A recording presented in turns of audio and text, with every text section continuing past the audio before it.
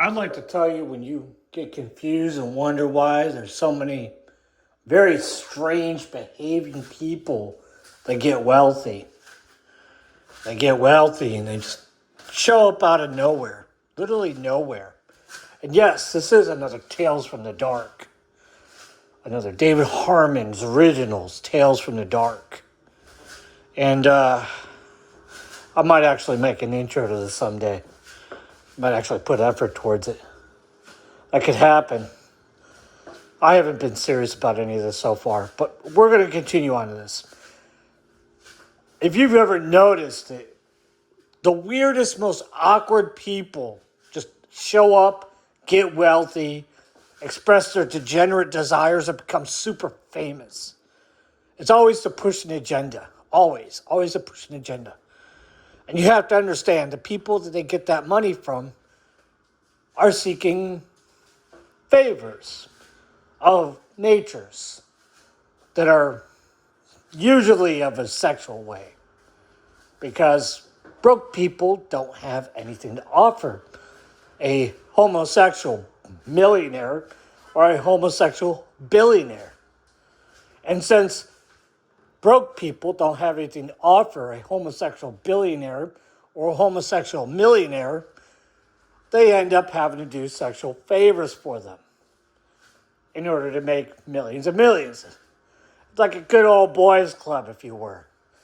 But the way they do it is they're involved in industries and sectors which allow them to extract wealth from other people whom they consider to be their mortal enemy, who earn it honestly. They steal intellectual property, they stash it, they make it so they can make money off of it.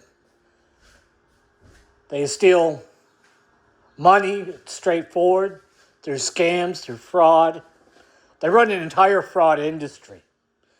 And they like to extract the money through remittances outside of the legal system of the United States so they can launder it back in. And this has been proven. This has been proven very consistently and regularly. We know who they are. They know we know who they are. Law enforcement knows who they are. But law enforcement is on the take because of their pensions and their pay. So you have to understand, these people are just a cult of homosexuals that steal from anybody and everybody. It's why nothing ever seems to get better. It's why everything stagnates and slowly degrades. It's why everything gets more expensive. Gradually, because you're paying for the theft. The technology is stagnating. And the theft is only increasing because the gang of cultist homosexuals has only grown. It's only grown. And there's nobody getting arrested. But this is how that industry works. The only people that get ahead are people who are allowed in, and the only people allowed in are people who are willing to do homosexual things and humiliation rituals, as they call them. They call them humiliation rituals. We don't. We call it extortion and racketeering. They say that it's a part of their initiation into some kind of secret society to get around the legalities of the activity. In reality, it's extortion, racketeering, and blackmail, depending on whether it's a law enforcement official or not, as well as coercion, intimidation, threats, violence, actual violence. When you see somebody on the internet speaking out against firearms, for example, and saying that you won't do anything with them, this person is a member of that club.